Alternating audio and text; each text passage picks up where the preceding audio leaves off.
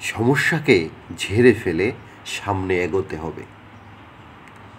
এক লোকের খুব প্রিয় গাধাটি একদিন একটি গভীর খাড়া পাহাড়ে খাদে পড়ে যায়।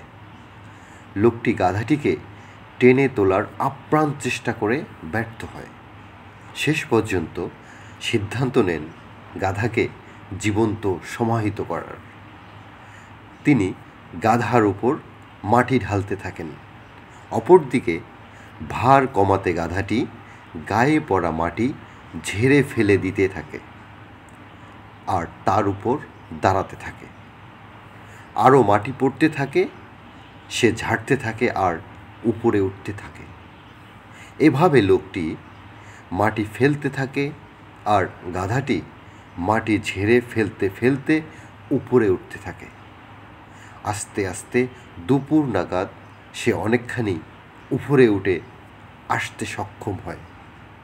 এক পর্যায়ে গাধাটি উপরে উঠে আসে।